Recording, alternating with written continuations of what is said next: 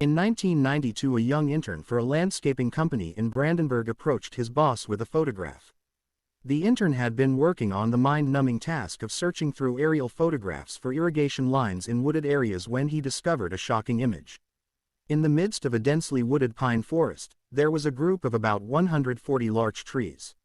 Larches, unlike pines, change color in the autumn, as first their needles yellow, then turn brown. In the summer from the air, they are indistinguishable from pines to the untrained eye. In the autumn, when the photo as reviewed by the intern was taken, the larches stood out plainly, yellow in a sea of dark green. And the 140 larch trees were not a naturally evolving copse. They had been planted in a pattern, which would only be visible for a few weeks a year, and then only from the air at the proper angle. The pattern was a swastika. The size of the trees indicated that they had been there for some time. Measurement of the trees dated the larch swastika to the 1930s. For nearly 60 years a vivid yellow swastika had appeared every autumn in the woods in Kutzerauer Heath, Germany, undetected throughout the Soviet occupation and the domination of the communist East German government.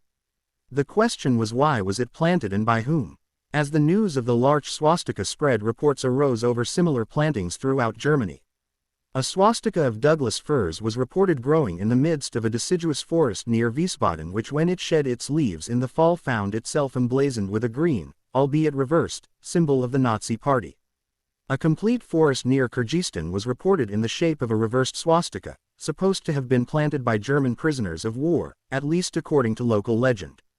A spruce forest near Asterode was decorated with a large swastika in the year 1933, according to U.S. troops who reported it to the government of the federal state of Hesse in the 1970s.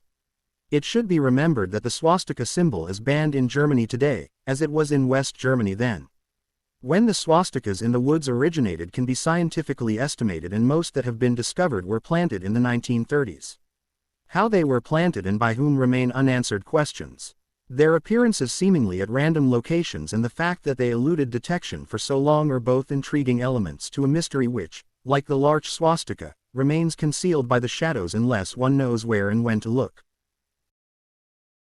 When the Germans surrendered to the Allies in May 1945, Grand Admiral Karl Donitz, then serving as the head of the Navy as well as the head of state and Reich president, ordered the U-boat fleet to surrender immediately to Allied ships or other authority.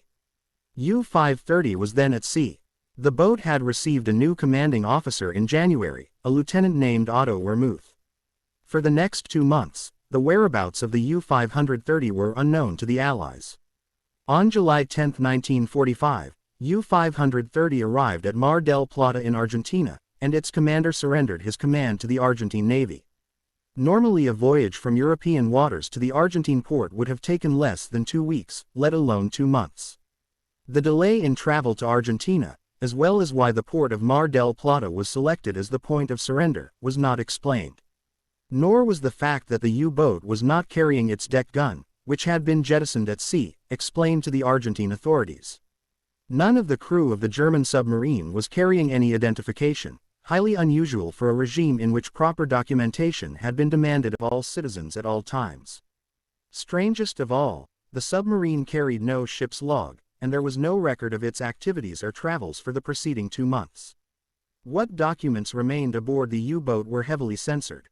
Argentine authorities interrogated the German commander and other officers outside of the presence of American officials from the U.S. Embassy, because the interrogating officer felt that if they were present the Germans would talk less, according to the report of the United States naval attaché to the embassy. After the arrival of the U-530 and the detention of the boat's crew by the Argentine authorities, an Argentine reporter wrote of a Buenos Aires police report which described an unidentified submarine disembarking a man dressed as a high-ranking officer and a civilian, at a remote spot on the Argentine coastline. This report was one of many which fueled rumors of Adolf Hitler's escape to Argentina. Regardless, the question of where U-530 was and what the U-boat had been doing for 2 months has never been adequately explained. Built beginning in 1701, the Amber Room was a chamber of gold-backed amber panels and mirrors, originally constructed in Prussia before being installed in the Catherine Palace in St. Petersburg, Russia. By World War II St. Petersburg was known as Leningrad, and when the German army closed in on that city in 1941 they overran the Catherine Palace. The Amber Room was taken apart by German troops and sent to Königsberg, where it was intended the originally German splendor of the work would be displayed to boost morale. By the autumn of 1941 the room, which was considered to be priceless, was under reconstruction in Königsberg, and the following January announcements appeared in newspapers describing its exhibition. There is little further documentation concerning the room. In 1945 a general order to remove looted artwork and other items from the path of the advancing Red Army went out from Berlin. There were no reports of the Amber Room being moved in the post-war German records, and the officer in charge of the room and removing it to safety fled his post in the face of the Russians. The Amber Room and its fate was not discovered at the end of the war and has not been determined since, although a few cryptic clues have emerged. A single mosaic authenticated to have been from the room showed up at an auction in the late 1990s, leading experts to speculate it had been stolen by a German soldier when the room was shipped to Königsberg in 1941. Experts are building a growing consensus that the Amber Room was shipped to an underground bunker facility built by the Germans in Poland, near the town of Maymerki. The site has yet to be excavated and tests are being used to determine what contents it may be hiding, but to date, they have been inconclusive. The Russians gave a collective shrug of their shoulders and built a new Amber Room, a 24-year project which was completed in 2003. Motivated in part by the belief that the original Amber Room could not have survived more than 70 years of improper storage, the new Amber Room has been placed on display near St. Petersburg, which the Russians claim is its rightful and proper home. The whereabouts of the original remain to be explained.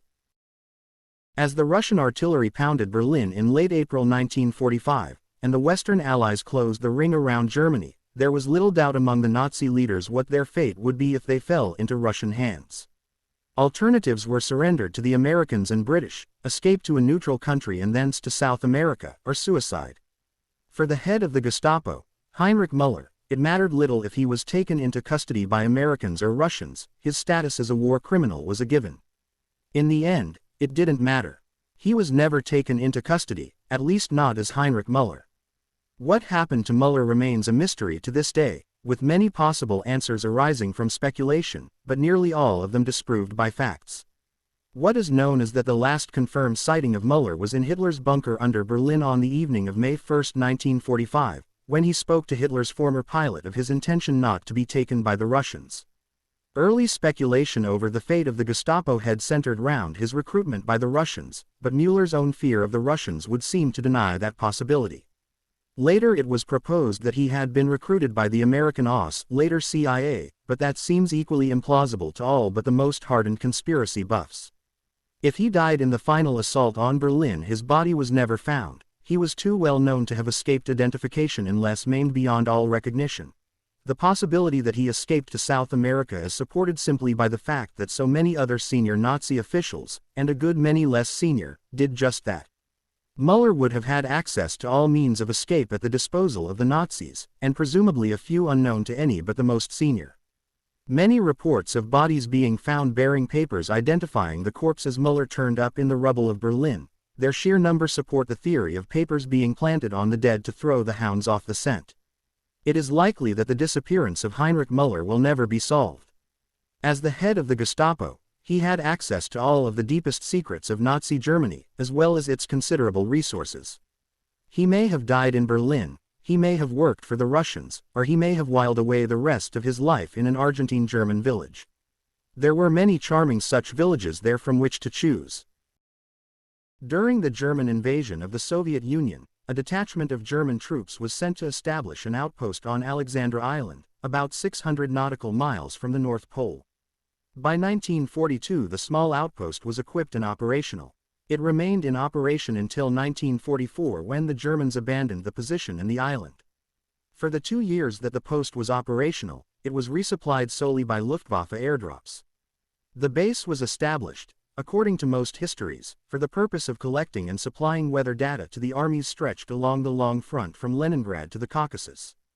The base was code-named Schatzgraber, treasure hunter.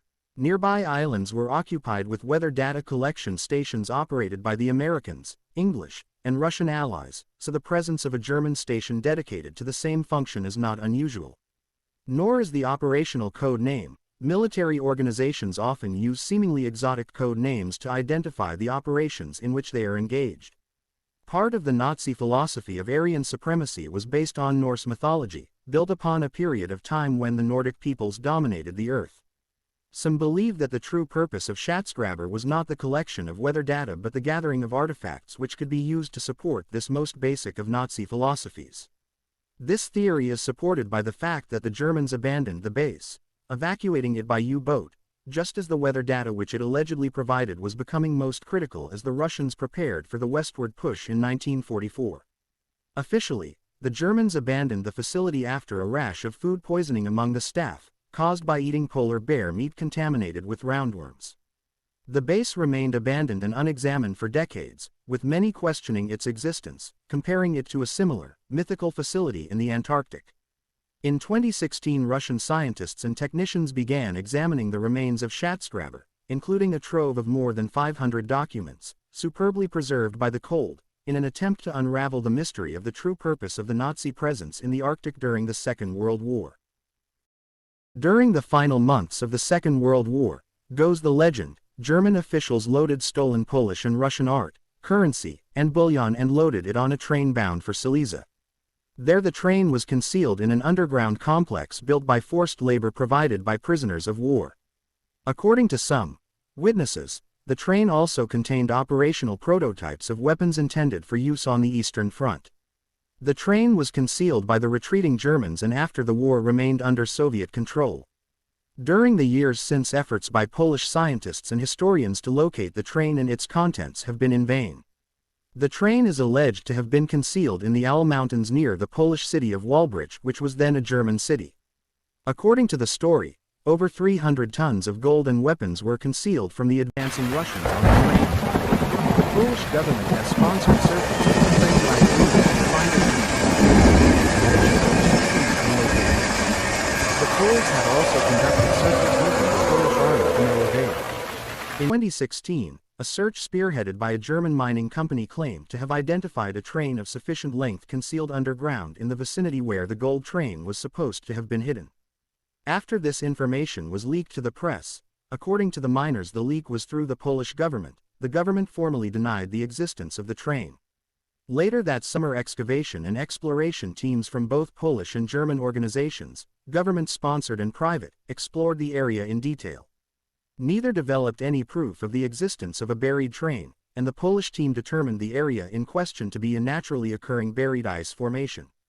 After exhaustive research, including some excavation, no evidence of the train was unearthed.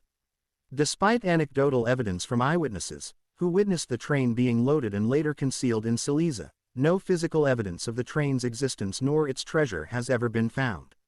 Nor has any documentation describing the train or its contents, unusual given the meticulous record-keeping proclivities of the Germans. Hermann Goering was a leader of the Nazi Party and Luftwaffe, one of the men closest to Adolf Hitler, and with Hitler and Himmler both dead, the most senior Nazi held prisoner by the Allies after World War II. He sat in the dock at Nuremberg unrepentant, a defiant and largely despicable Nazi throughout the war trials which convicted him. There was never any doubt that he would be convicted, and no doubt what his sentence would be. When Goering was given the opportunity to testify at his trial, he echoed the statements made by witnesses on his behalf, namely that he had been a political and theological moderate, unaware of the atrocities being committed in the concentration camps.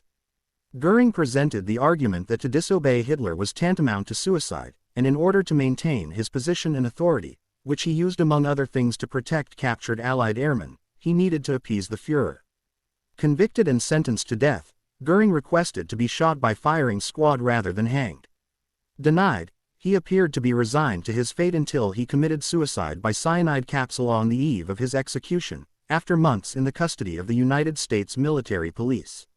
How Goering obtained the cyanide with which he cheated the hangman has been a mystery since. The military police conducted a half-hearted investigation into the incident but appeared to be less than interested in the result. Goering was just as dead as if he had hanged, and the persecution of an accomplice or accomplices was of little concern. Obviously, someone had violated security by smuggling the poison into him. Finding out who had was not a pressing issue.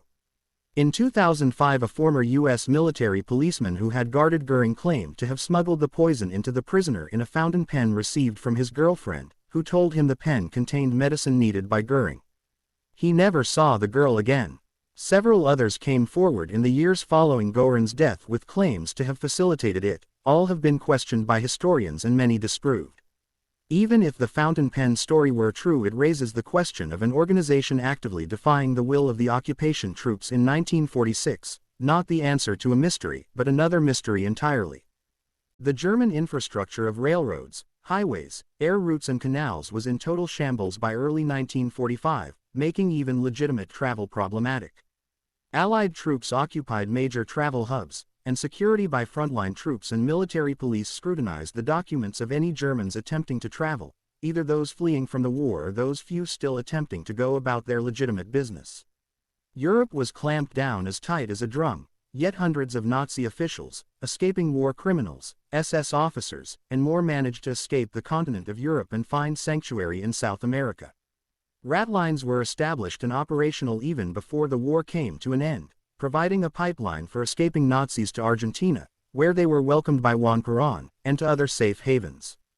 Two main routes were established, through Franco's Spain and through Italy via Rome and Genoa. Initially independent of each other, they eventually came to work together. Both received the support of the Catholic Church at the destination points and along the routes. Within a year of the war's end in Europe, Spain was littered with thousands of former Nazis, including several hundred being sought by authorities for war crimes, and efforts by the U.S. State Department to obtain the support of the Vatican turning them over to the United States were futile. From Spain, these refugees traveled to South America with the covert assistance of the Catholic bureaucracy in Spain, Portugal, and Argentina, including Argentine Cardinal Antonio Caggiano.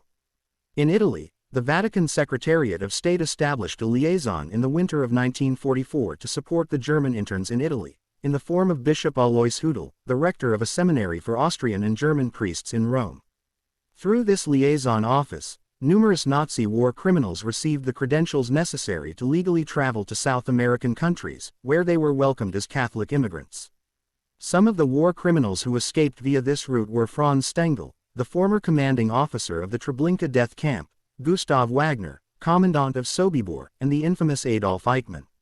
By 1947 and through at least 1950, the United States Army, through its own and other intelligence services, was actively working with these and other ratlines for the purpose of evaluating suspected Nazi war criminals rather than handing them over to the Russians for trial. Faced with the potential embarrassment of holding prisoners wanted by the Russians, the U.S. Army allowed them to evacuate Europe via the ratlines, often with overt assistance. Raoul Wallenberg was a Swedish businessman and diplomat credited with saving thousands of Jews from the Germans in the waning days of the Second World War. From the summer of 1944 until late in the year, he protected Hungarian Jews by issuing them Swedish passports and sheltering them on properties designated as Swedish territory under diplomatic and international law. When the Soviet army besieged Budapest, Wallenberg was arrested by Russian authorities under suspicion of espionage and imprisoned.